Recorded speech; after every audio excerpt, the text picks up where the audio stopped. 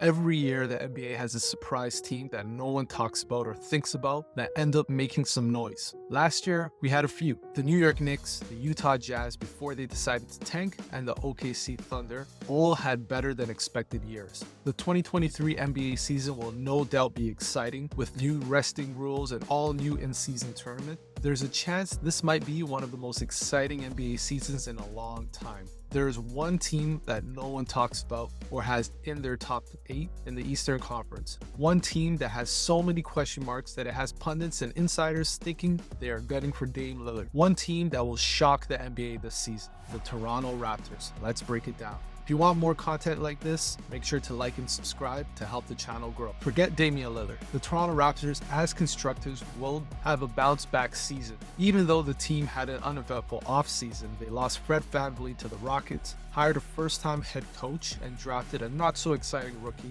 with the 13th overall pick. All of these might seem like drawbacks, but if we look closely, we can see the positive outlook. Fred VanVleet was a single-handed disaster for the team and potentially the source of the down year that the team faced last season. He shot career-low numbers, often overhandled the ball in a selfish attempt to rack up assists, and was the super spreader of the selfishness that plagued the team last season. Fred went on JJ Redick's podcast to try to break down his woes last year.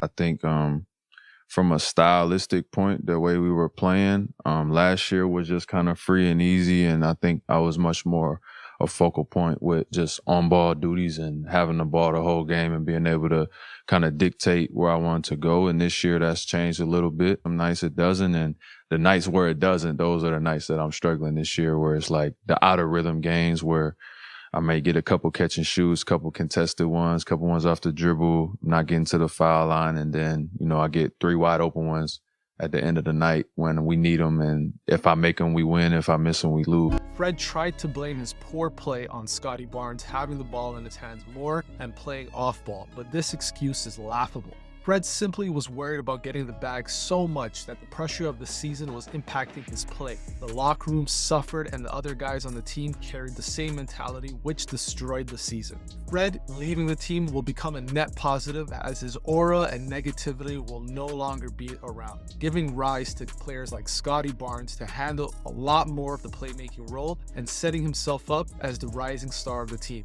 Another bonus the Raptors will have is having newly acquired Dennis Schroeder, who took Germany to the World Cup Finals and won MVP. He will add much-needed off-the-dribble attacks to the rim, which will force teams to collapse and provide cleaner looks to Gary Trent and Grady Dick.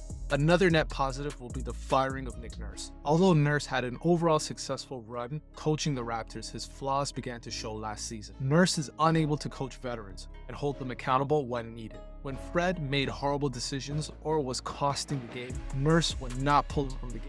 When players like Precious Achiuwa had chunks of the season turning down wide open threes, Nurse would not make any change or inspire confidence in him. Nurse was also stubborn with his style of defense, often relying on chaos and constant double teaming of stars. The NBA adapted to this style last season, but Nurse did not evolve. Although Darko is a first-time head coach, his reputation already fits with what the Raptors need. Darko was the offensive coordinator for the Memphis Grizzlies and helped develop a lot of the young core on that team. He will look to do the same and inspire confidence in players that need it the most, something Nurse was allergic to. The Raptors will also have a motivated and pissed off Pascal Siakam if Siakam isn't traded by the start of the season. An entire summer of trade rumors mixed in with incentives to make All-NBA to maximize his next contract will play a huge role in the Raptors bouncing back as a team. Unlike Fred, Pascal Siakam being selfish will actually help the team. He has the ability to draw fouls at a high rate, put players like Pirtle on easier opportunities to score off of dump-offs, and Siakam by nature is not negative. His style of play will not lead to another selfish season.